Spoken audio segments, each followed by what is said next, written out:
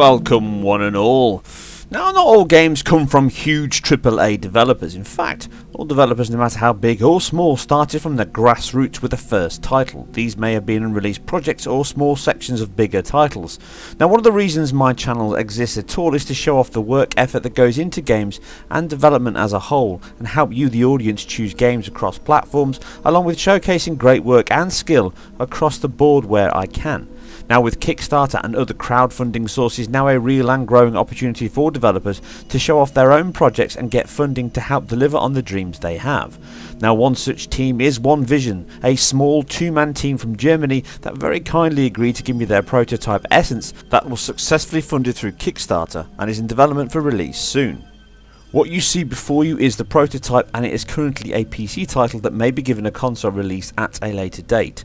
The aim is to finish the PC release first, along with a VR update that should work with both Oculus and Vive. The premise is to create an open world puzzler that has a very strong sci-fi theme, with clear Alien and Stargate inspirations as you awake confused and lonely in this floating prison. Soon as you find your bearings, you explore the world and interact with simple controls as the basic puzzles here guide you onwards and upwards.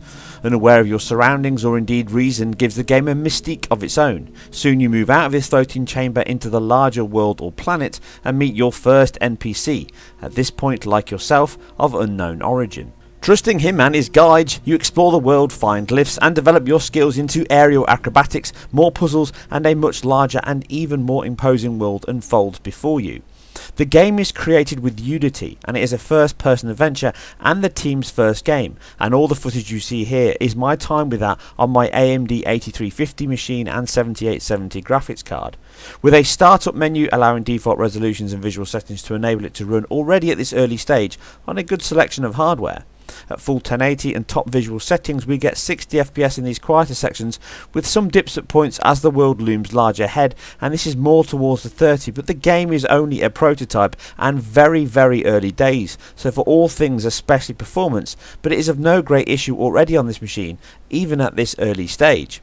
What is clear is the game's art design is very impressive, with an almost Shadow of the Colossus vibe further into the game as volumetric light shafts and heavy bloom bleed over the medieval architecture that towers above. It is very impressive at times and helps evoke both the mystery and mood of your quest, along with teasing you more as you progress further, opening up the world and its intrigue beckons. Now, this is something CK mentioned when I spoke to him, with this game, along with others like Zelda, being a big influence in the game's art direction and style. Now, platform skills are used more as you get into the game, and even though I've not encountered any battles, the team are aiming for a game bigger than The Witness that has both NPCs and larger areas to meet and visit. The level given from the team was aiming somewhere between that and The Witcher 3, which is a bold and impressive target for anyone's game, but they sure look more than capable of delivering on that. Now, I had a chance to ask the team more questions on the game engine and just what had inspired them to make this mysterious conundrum, which you can read in full on our site with the full article. Along with that, you can check out the game's status on Kickstarter and One Vision's own site.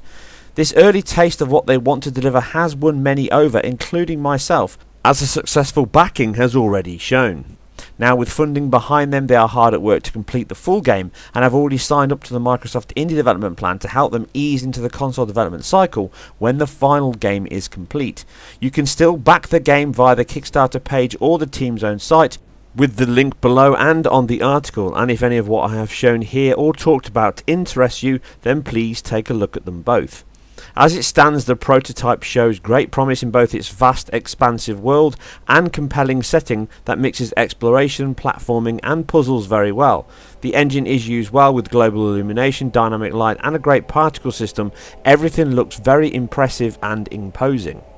Please watch a few more minutes of the game and check out the full interview with the team on the article on the site, but for now, this is the essence of the entire video. I know. As always, I hope you guys and girls enjoyed this. If you did, then please hit the like and subscribe button, as it really helps me immensely. If you didn't, then please hit a thumbs down and tell what you did or didn't like about the video. Please feel free to subscribe if you can. Check out more articles on my channel and on my website. And for now, you guys and girls take care, and I'll see you very soon on the next one.